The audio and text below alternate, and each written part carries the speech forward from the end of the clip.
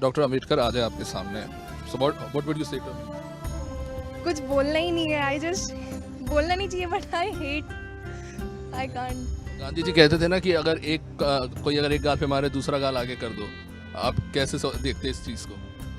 उस टाइम में सही था, ये चलता था। आज तो अगर एक मार दिया दूसरा उठेगा ही नहीं सामने वाला पहले, वो अपन खुद शुरू जाएंगे मारने के लिए। आज की जनरेशन ही ऐसी हो रही है। बेरोजगारी जहाँ तक खत्म ही हो गई है, मुझे नहीं लगता कोई बेरोजगार है। जो है फालतू जो है। सफाई को लेकर है, कुछ लोग गंदगी भी फैलाते हैं। हम इतने साल में इतने डेवलप हो गए, ये चीज़ें क्यों नहीं बदल रही, क्या लगता है? बस राष्ट्रीय वालों की कृपा है जो गुटखा खाते हैं। लगता है हमारा सनातन धर्म। अगर मैं आपसे पूछूं कि हम भाग्यशाली हैं कि अपने सनातन धर्म में जन्म लिया है, हिंदुस्तान में जन्म लिया है, अपने भारत देश में जन्म लिया है। हम अपने बहुत ही भाग्यशाली मानते हैं अपने आप को।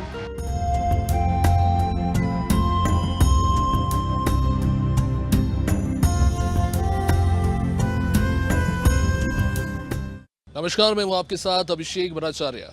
देश 79वां स्वतंत्रता दिवस आज मना रहा है। कई उपलब्धियां हमने हासिल की हैं, कई चुनौतियां हमारे सामने हैं। इन्हीं तमाम पहलुओं को लेकर आज करेंगे जनता से बात। कुछ गंभीर सवाल तो कुछ मज़ेदार सवाल हम करेंगे। तो चलिए शुरू करते हैं देश की बात।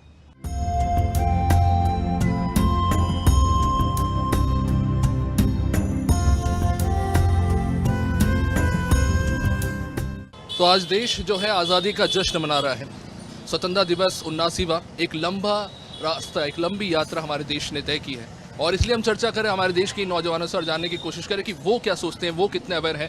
कुछ डिफिकल्ट सवाल पूछेंगे, कुछ मज़ेदार सवाल पूछेंगे और जानने की कोशिश करेंगे वो क्या सोचते हैं। हाय, आपका नाम क्या है? मेरा नाम सचिन है। सचिन, आपके हिसाब से आज़ादी का मतलब क्या है आपके लिए? पहले तो बहुत बहुत धन्यवाद मुझे मौका देने के लिए यहाँ पे सबके सामने और टीवी पे। मेरे हिसाब से आज़ादी का अर्थ ये है अब एक इंडिविजुअल को उसी नेशन में स्वतंत्र होकर के अपने पूरे जो भी वो दिमाग से सोच सकता है, अपने जो फिजिकल एक्टिविटी कुछ भी कर सकता है, वो बहुत ही खुलेआम बिना किसी प्रेशर के वो कर सके, देश में विदेश में कहीं भी जा कर के। और किसी भी देश का कार्य है उसके यूथ को ऐसी चीज़ें प्रोवाइड करना जिससे वो बिना टेंशन के कर सके, और जो कि मैं अपने देश में फील करता हूँ। एक अच्छा नागरिक होने का मतलब होता है कि अपने कर्तव्यों को पूर्ण ईमानदारी के साथ निभाना और सत्य और धर्म पर चलना और जितना हो सके समाज का सेवा करना, हर वर्ग के लोगों का सेवा करना, यही एक आदर्श नागरिक का लक्षण होता है। अच्छा, वो जो पुलिस वाले को देख के हेलमेट लगा लेते हैं या फिर देखते हैं कि लाल लाइट है लेकिन पुलिस वाला नहीं है तो ट्रैफिक का रूल तोड़ देते हैं, उनको लेकर क्या कहेंगे? ये भी तो एक समस्या है हर दिन की। सर, ये समस्या है क्योंकि लोग जो है वह बचना चाहते हैं, वह नियम पालन नहीं करना चाहते हैं। तो यह जो है उनके लिए कठिन से कठिन जो है नियम लागू किया जाए और सीसीटीवी के निगरानी में उन्हें नियम पालन करना सिखाया जाए, क्योंकि यह नियम भी हमारे जनों के हित के लिए ही बनाया गया है। अच्छा, आपने कभी ऐसा हुआ है कि पुलिस वाले को देखा और हेलमेट लगा लिया? सर, मैं हमेशा हेलमेट लगा करके चलता हूं और एक दो बार शुरू में हुआ, फिर मैंने अपनी गलती सुधार कर ली। गलती तो मेरे से भी होती है, लेकिन मुख्य बात यह है अपनी गलती को आप कब सुधारते हैं। देश 79वां स्वतंत्रता दिवस मना रहा है एंड इन 79 ईयर्स में हमारे देश में बहुत सी अचीवमेंट्स हमने उपलब्धियां जो है हासिल की है। उसे आप किस तरह से देख रहे हैं? अगर मैं आपसे पूछूं कि हमारे देश की एक बात जो आपको बहुत अच्छी लगती है, जो बहुत यूनिक लगती है, और एक ऐसी बात जो आपको लगता है यार इसको बदलना चाहिए, तो वो दो चीज़ें कौन सी? आई थिंक डेवलपमेंट जो हो रहा है अभी, it is better growing on. जो सब चीज़ें हो रही है सब स्टेट्स में हो रहा है कि सब जगह रूरल एरियाज़ में भी हो रहा है कि वहाँ को भी ऐसे पूरा डेवलप करें। That is good one. And I think reservation, that is backward area, मतलब इसको इक्वल कर देना चाहिए। That is general, ST SC सबको इक्वल कर देना चाहिए, क्योंकि मेहनत तो सभी कर रहे हैं बट ऐसे कहीं ना कहीं उसकी वजह से जनरल वाले जो रहते हैं टॉप कॉलेजेस में नहीं जा पाते, जबकि दे डू देयर बेस्ट फिर भी, and ST SC and all. So reservation is the point जहाँ थोड़ा लैक कर रहा है अभी भी। रिजर्वेशन एक टेम्पररी प्रोविजन था, पर क्या लगता है आपको इसको हम अभी तक क्यों नहीं हटा पाए? माइट भी इसको हटाने की कोशिश तो करी थी but ST SCs and all, इनको दिक्कत हो गई थी कि उनको वही पुरानी बातें हिट होती है कि जो पहले होता था हमारे साथ, तब तो किसी ने इस चीज़ में वो पॉइंट आउट नहीं करा। बट अब हो रहा है, तो उनको ये चीज़ की अब आदत हो गई है कि दे नीड रिजर्वेशन। सो कहीं ना कहीं ये दिक्कत आ रही है। अगर मैं कहूँ कि एक ऐसी बात जो आपको बहुत अच्छी लगती है हमारे हिंदुस्तान के बारे में, भारत के बारे में, और एक ऐसी चीज़ जो आपको लगता है कि यार ये बदलना चाहिए। मुझे सबसे अच्छी लगती है हमारे देश की विविधता, जो हमारे देश में जो अनेकता में एकता की जो ताकत है वो सिर्फ भारत देश में ही दिखाई देती है। अलग अलग संस्कृतियाँ, अलग अलग भाषा बोलियाँ और अलग अलग प्रकार के धर्म के लोग जब हमारे देश में एक साथ मिल कर के रहते हैं तो वो मुझे सबसे अच्छा लगता है। इसके अलावा एक और अच्छा लगता है यहाँ के साधु संत, यहाँ का जो धार्मिक और आध्यात्मिकता का माहौल जो है, जिसमें अभी वर्तमान समय में प्रसिद्ध संत जो है प्रेमानंद जी महाराज, अनिरुद्धाचार्य जी, जगत गुरु कृपालु महाराज, ऐसे धर्म गुरुओं जो हमारे देश में है, तो ये मुझे बहुत पसंद है। और यहाँ मुझे पसंद अगर नहीं है तो देखा जाए तो हमारे देश में जो बेरोजगारी का दर बढ़ता जा रहा है, कई सारे जो हमारे देश के युवक हैं आज वह शिक्षित बेरोजगार के रूप में हैं और नशे की लत में व्यभिचार की ओर जाते जा रहे हैं। तो ये एक विचारणीय पक्ष है जो इस मुद्दे पे सोचना चाहिए। देश की एकता, देश की एकता इसलिए क्योंकि भैया आजकल हिंदू मुस्लिम आपको पता ही है, आजकल इतना ज़्यादा हो रही है। बीजेपी और कांग्रेस के देख लो, हिंदू मुस्लिम सबसे ज़्यादा करते हैं। और अच्छी बात क्या है हमारे देश के बारे में जो आपको लगता है बहुत कमाल का है? अच्छी बात इसलिए नरेंद्र मोदी जी के लिए मैं कुछ कहना चाहूँगा।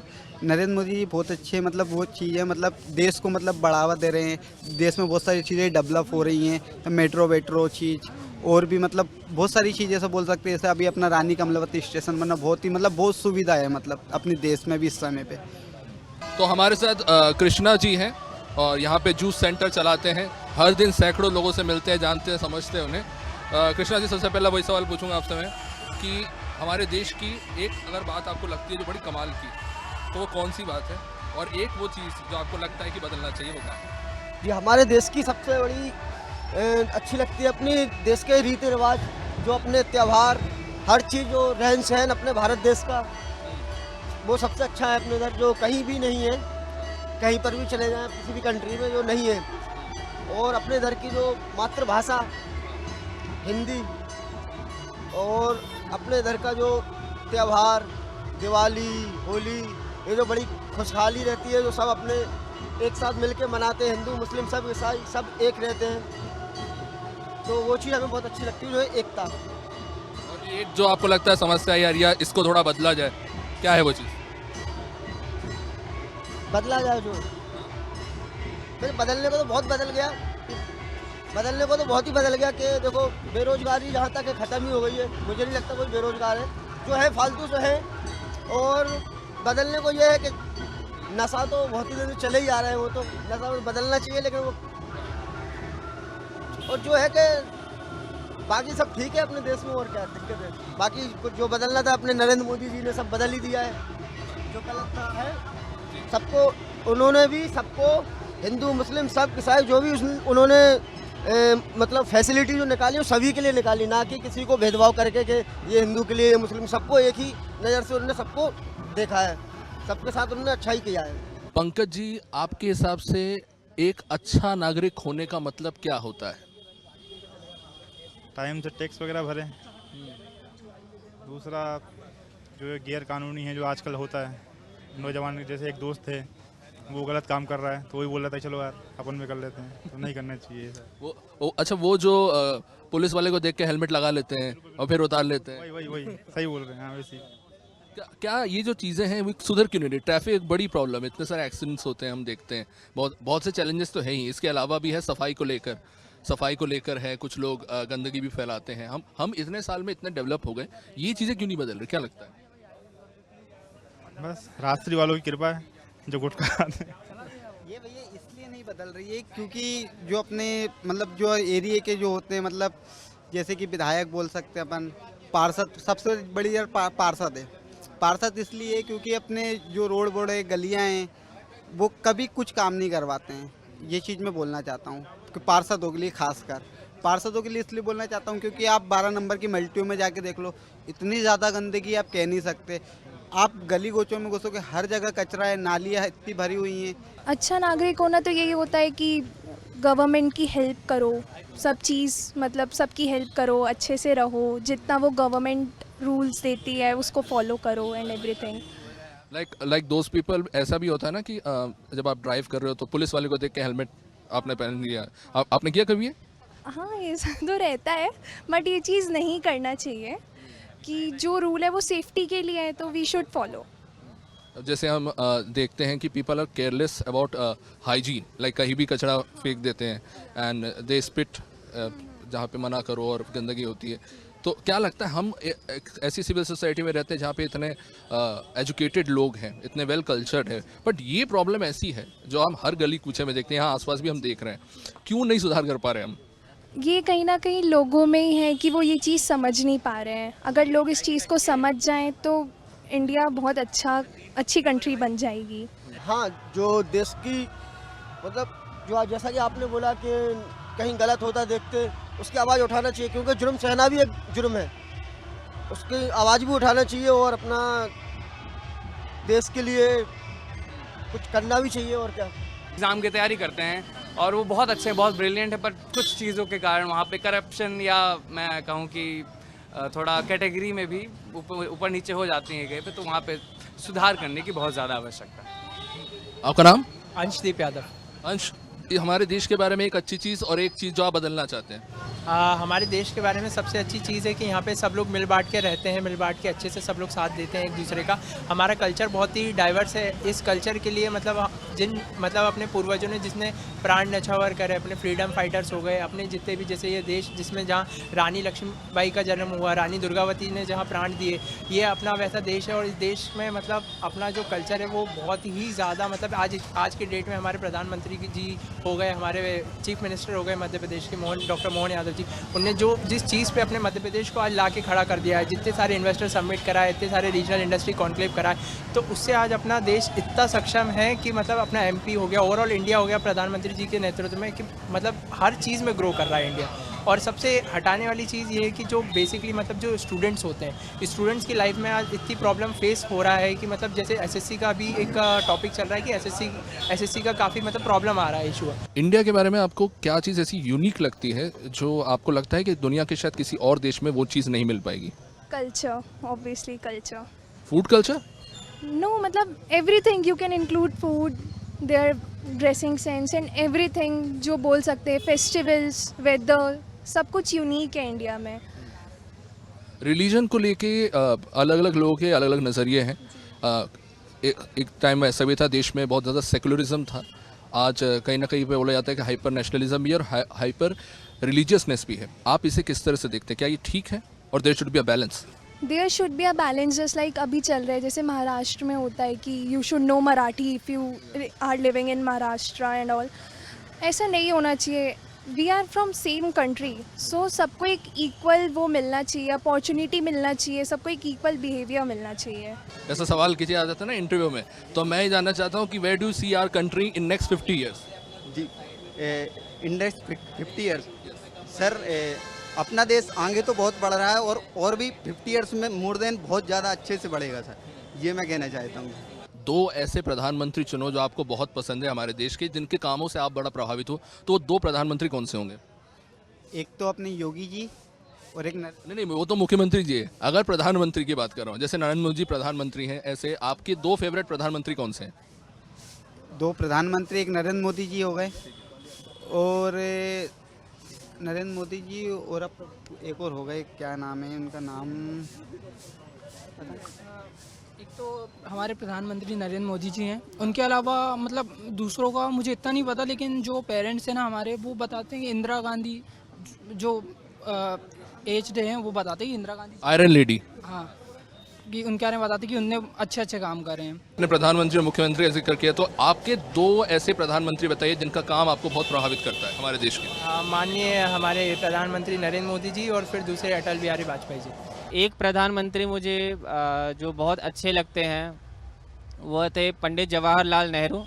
उन्होंने जो स्टार्टिंग में जो भारत का जो बेस तैयार किया वो बहुत ही सराहनीय वर्क था, और दूसरा नरेंद्र मोदी जी जो वर्तमान समय में प्रधानमंत्री है, वो भी मुझे बहुत पसंद है, क्योंकि वह हर एक फील्ड पे काम कर रहे हैं और देश को कंटिन्यू डेवलप कर रहे हैं।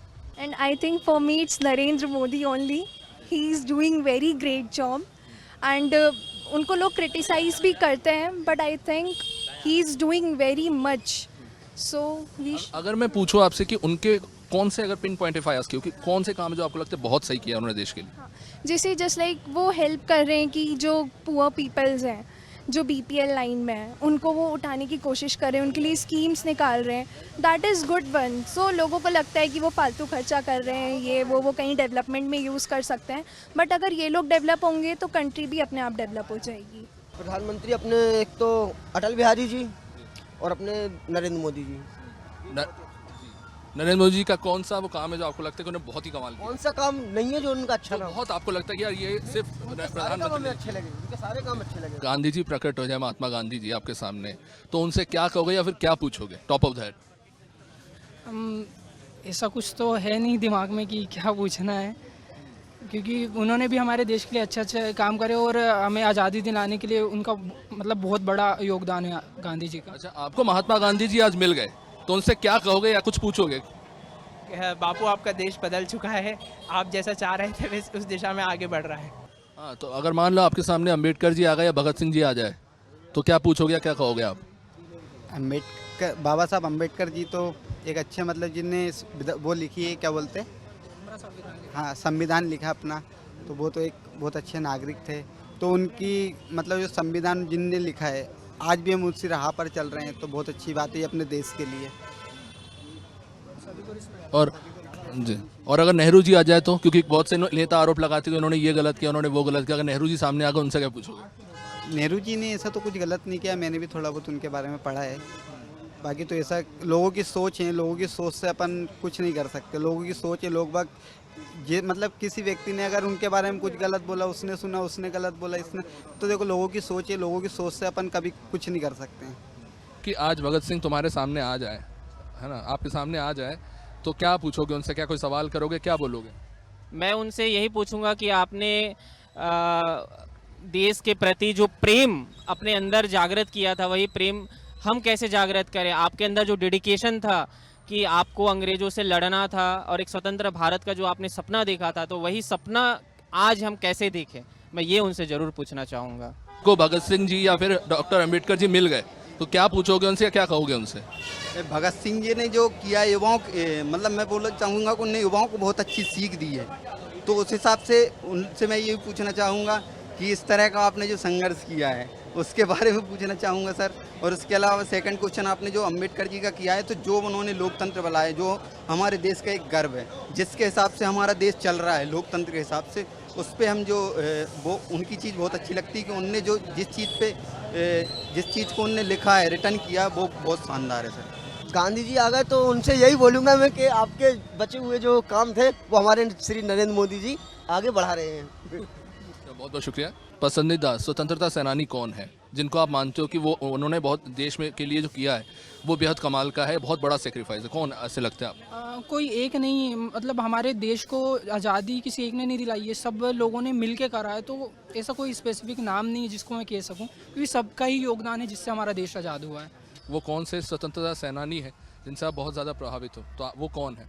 मैं भगत सिंह, सुभाष चंद्र बोस, चंद्रशेखर आज़ाद जी से बहुत ज़्यादा प्रभावित हूँ। और मैं क्षमा चाहूँगा, मैं अन्य स्वतंत्रता सेनानी का नाम नहीं मतलब नहीं ले पाया, लेकिन उन्होंने जो योगदान दिया है हमारे देश के लिए, तो मैं उनका जितना थैंक यू बोलूँ, जिनके कारण आज हम अच्छी शिक्षा ग्रहण कर पा रहे हैं और स्वतंत्रतापूर्वक देश में जी रहे हैं। Who would you idolize? आपको स्वतंत्रता सेनानियों में कौन सबसे ज़्यादा पसंद है, जो आपको बहुत प्रभावित करते हैं? I think Bhagat Singh. क्या रीज़न उसका? महात्मा गांधी का कहीं ना कहीं ये था कि पार्टीशन एंड बहुत सारी चीज़ें उनकी नेगेटिव भी हैं जो कहीं शो नहीं हो पा रही है, बट भगत सिंह भले ही उन्होंने वॉयलेंस चूज़ करा, but he was right path, मतलब उन्होंने राइट पाथ चूज़ करा था फ्रीडम के लिए। कि कास्टिज्म और क्लासिज्म यानी कि आर्थिक असमानता और जातिवाद, ये जो है हमारे देश में, इसमें से कौन सी समस्या आपको ज़्यादा बड़ी लगती है और लगता है कि ये बड़ी चुनौती है इसे हमारे देश में से ख़त्म करना, जातिवाद या फिर आर्थिक असमानता की गरीब गरीब हो रहा है, अमीर बहुत ज़्यादा अमीर है, ये जो इनइक्वालिटी है, इसमें सबसे बड़ी चुनौती कौन सी ज़्यादा लगती है कि इसको मिटाना ज़्यादा मुश्किल है? मुझे लगता है कि जातिवाद को मिटाना ज़्यादा ज़रूरी है। जो जातिवाद और मतलब जो कास्ट से रिलेटेड भी चीज़ें हैं ना, कि जो नीचे हैं उनको मतलब हर चीज़ में आगे रखना, मतलब मुझे लगता है कि वो गलत है। लेकिन जो पुराने ज़माने में होता था वो भी गलत ही होता था। तो इन चीज़ों को बदलने की ज़रूरत है कुछ। और हाँ, और आर्थिक व्यवस्था भी, हाँ कहते हैं लोग कि गरीब गरीब होता आ रहा है, अमीर अमीर होता आ रहा है, लेकिन मुझे नहीं लगता ऐसा कुछ है कि जो मेहनत कर रहा है वो आगे बढ़ रहा है। गरीब भी आगे बढ़ते हैं, जो मेहनत करता है वो आगे बढ़ता है। आज़ादी के समय की बात करें तो तब जाति पात से लेकर के हर एक चीज़ में बहुत ही ज़्यादा डाइवर्सिटी थी कि मतलब, और लोग ऊंच नीच और बहुत कुछ मानते थे। उसके कंपैरिजन में आज चीज़ें बहुत कम हैं, बहुत ज़्यादा मॉडर्नाइज हैं। अलग अलग जात के अलग अलग रीजन के लोग इकट्ठा बैठ रहे हैं, बात कर रहे हैं, कोई दिक्कत नहीं। बट फिर भी इसके ऑन द अदर हैंड कि एक ही चीज़ के दो पहलू होते हैं, ये उतना ही इस सोसाइटी में पोलराइजेशन भी है। मतलब लोग उतना ही कट्टरवादी हैं, लोग एक गलत थॉट को लेकर के बहुत ज़्यादा एग्रेसिव हैं। तो आई थिंक मैं इसमें यही कहना चाहूँगा, विद टाइम चीज़ें ज़्यादा से ज़्यादा पोलराइज हो रही हैं और सोशल मीडिया के ज़रिए लोग जो सही हैं वो सही सोचते जा रहे हैं, जो गलत हैं वो गलत सोचते जा रहे हैं। तो इसके कारण मैं कहूँगा कि मैं इतना ज़्यादा इसके पक्ष में नहीं हूँ कि इतना ज़्यादा भेदभाव कम हुआ है। बट जो नए जनरेशन की नई दिक्कतें हैं वो ज़्यादा हैवी, बहुत ज़्यादा अच्छे मात्रा में ऊपर आ रही हैं। आर्थिक असमानता, क्योंकि मतलब वो रहता है कि अमीरों को जितना प्रॉफिट मिलते जा रहा है, बट जहाँ पुअर है उनको वो प्रॉफिट मिल ही नहीं पा रहा है, वो आगे बढ़ ही नहीं पा रहे हैं, वो जितने में थे वो उतने में ही आज भी स्टक है। तो आई थिंक मोर उनके लिए करना चाहिए ताकि वो आगे बढ़े और सब लोग इक्वल स्टेट में आए, तो माइट बी कंट्री और जल्दी डेवलप्ड होगी। तो इंटरव्यू में पूछा जाता है where do you see yourself in next 5 years, इस तरह के सवाल होते हैं। तो अगर मैं आपसे पूछूं कि where do you see India in next 50 years? हमारे जैसे देश में तो बहुत मतलब विकास हो रहा है और देश अच्छा आगे भी बढ़ रहा है। और हमारा देश शायद मतलब इकोनॉमी में तो फर्स्ट है, जो हमारी पॉपुलेशन है, और अर्थव्यवस्था में भी शायद 3rd नंबर पे है या 4th नंबर पे। 4th नंबर पे, जो मोदी जी ने अभी कहा कि 3rd नंबर की तैयारी चल रही है। तो 5 साल में तो देखता हूँ कि हमारा देश मतलब बहुत अच्छा मतलब ग्रो करेगा। लेकिन उसके लिए सभी को एक होना पड़ेगा, सभी को काम करने पड़ेंगे अच्छे। तो मतलब आने वाले 5 साल तो बहुत उज्ज्वल है हमारे भारत देश के लिए। मेरा सपनों का भारत 2050 में तो पूरा टेक्नोलॉजी, सर्वाधिक टेक्नोलॉजी का प्रयोग किया जाएगा और जितने भी लोग होंगे वह शिक्षित होंगे, सब रोजगार, सभी के पास कोई ना कोई रोजगार ज़रूर होगा, कोई बेरोजगार नहीं रहेगा। और उस सपने के भारत में मेरे देश के युवा जो है वह नशे और व्यभिचार से मुक्त होकर के एक ईमानदार नागरिक बनेंगे और मेरा देश जो है वह भ्रष्टाचार से मुक्त बनेगा। ये मेरा सपना है। जैसा कि आपने बताया कि आप दिव्यांगजनों के लिए काम करते हैं, तो अगर मैं आपसे पूछूं कि सबसे बड़ी चुनौती क्या है हमारे समाज में भी और हमारी जो पूरी व्यवस्था है उसमें दिव्यांगजनों को लेके, जिस पर काम करने की बहुत ज़रूरत है और कहाँ पे चूक हो रही है? सबसे बड़ा समस्या तो है कि उन्हें स्वीकृत ना करना। एक जब दिव्यांग बच्चा पैदा होता है तो वो माँ बाप के लिए है ना, एक तरफ से बोझ होता है, समाज के लिए बोझ होता है और कोई उसे स्वीकृति नहीं करता। पहले तो आप उसे एक्सेप्ट कीजिए, है ना। दूसरा, आप उसे समावेशन कीजिए समाज में, आप उसे सामाजिक कार्यक्रमों में ले जाइए, धार्मिक कार्यक्रमों में ले जाइए और उन्हें अवसर दीजिए, उन्हें रोजगार का अवसर दीजिए, शिक्षा का अवसर दीजिए, कला में भाग लेने का अवसर दीजिए। जैसे अभी वर्तमान समय में जो सितारे ज़मीन पर मूवी आई थी उसमें एक अच्छा अवसर मिला था उन्हें अपने अभिनय को दिखाने का, अपनी कलाओं का प्रदर्शन करने का। तो ये चुनौती, सबसे बड़ी चुनौती तो पहली बात ये है कि उन्हें स्वीकृत किया जाए। यहाँ पे आम आदमी में अगर कोई कमी होती है तो लोग उस पर इतना ज़्यादा फोकस करते हैं, उनकी कमियों को देख करके उन्हें है ना कमज़ोर बनाते हैं। तो ये स्वीकृत करना चुनौती है। पहले तो स्वीकृत किया जाए, फिर उन्हें प्राइवेट संस्थाओं द्वारा रोजगार दिया जाए, क्योंकि सरकारी सिर्फ रोजगार देती है वो गलत बात है। सरकार क्या करती है, 4% आरक्षण देती है दिव्यांगों को, लेकिन सिर्फ सरकारी क्यों, हम भी तो समाज के नागरिक हैं ना, तो हम भी तो उनके लिए कुछ ना कुछ रोजगार दे सकते हैं, छोटा चाहे वो जो एबिलिटी उनके अंदर हो। जैसे ब्लाइंड जो है वो टेलीकॉलर का वर्क कर सकता है, जो मूक बधिर है वो साइन लैंग्वेज में वेटर का काम कर सकता है। अच्छा, फ्रीडम ऑफ स्पीच को लेकर क्या सोचते हैं? क्योंकि हमारे यहाँ फ्रीडम ऑफ स्पीच है लेकिन विद रिस्ट्रिक्शन। यहाँ पे हमेशा डिबेट होती है कि freedom of speech with restriction होना चाहिए, कुछ लोग बोलते हैं कि एब्सोल्यूट फ्रीडम ऑफ स्पीच होना चाहिए। मैं उस संदर्भ में पूछ रहा हूँ कि अभी कुछ कॉमेडियंस के कॉमेडी वीडियोस को लेकर सवाल उठे, फिर ऐसे कुछ बाबा है जिनके बयान औरतों को लेकर जिन्होंने दिए हाल फिलहाल में, इसको लेकर बड़ी चर्चा हो रही है। तो आपको क्या लगता है, एब्सोल्यूट फ्रीडम ऑफ स्पीच होना चाहिए कि जो बोलना चाहता है बोले, लेकिन सामने वाला संवेदनशील हो और इस बात को बर्दाश्त करे? आपको लगता है कि सही है, रिस्ट्रिक्शन होना चाहिए फ्रीडम? क्योंकि कई बार ऐसा होता है कि गलत कारणों से भी व्यक्ति को जेल में भर दिया जाता है। तो आपके लिए क्या सही है, फ्रीडम ऑफ स्पीच या absolute freedom of speech? Freedom speech होनी चाहिए, लेकिन वो डिपेंड करता है सिचुएशन पे। जैसे आपने कॉमेडियन की बात की, यूट्यूब पे बहुत सारे कॉमेडियन हैं, बट उनका मतलब मुझे नहीं लगता कि कुछ गलत है। मतलब लोगों पे डिपेंड करता है कि कौन उसे देख रहा है। लोग अपनी खुद की मर्जी से देख रहे हैं, लेकिन हाँ वो कोई स्पीच अगर ऐसा हुआ कि पब्लिक के सामने कुछ हो रहा है तो वहाँ पे मतलब वहाँ पे रिस्ट्रिक्शन होना चाहिए, वहाँ आपको कुछ गलत नहीं बोलना चाहिए, वहाँ पे होना चाहिए। मतलब India will be best country in this world in next 50 years। जिस तरह से काम चल रहा है, मतलब इन 79 years में जितना भी डेवलपमेंट हुआ है, दैट इज़ वेरी मच। सो अगर इस तरह से काम चलता रहा तो बहुत अच्छी डेवलप हो जाएगी कंट्री। आपके सपनों का भारत क्या है? अगर मैं आपसे पूछूं कि आप किस तरह से इमेजिन करते कि मेरा भारत ऐसा होना चाहिए? मतलब मेरा भारत कैसे बोलूँ, हर चीज़ में आगे होना चाहिए। उसके लिए हर इंसान को मेहनत करनी पड़ेगी। जैसे मैं ही एक कॉलेज स्टूडेंट हूँ, तो ऐसे ही हर इंसान, जैसे आजकल के आप नौजवान देख ही रहे हैं कि कुछ नहीं करते, मतलब खाली चीज़ ऐसे ही पड़े हुए कुछ नहीं करते। तो लोगों को मेहनत करनी चाहिए। तो हमने लोगों से बात की, जाना कि वो देश के बारे में क्या सोचते हैं। कुछ मज़ेदार किस्से आपने भी देखे। उम्मीद है आपको भी इन बातों के साथ मज़ा आया होगा। हमने भी बिना किसी फिल्टर के अनफिल्टर्डली जनता ने जो कहा वो आपको सुनाया है। आप सभी को स्वतंत्रता दिवस की हार्दिक शुभकामनाएं। रखिए अपना ख्याल और देखते रहिए अनादि टीवी। नमस्कार।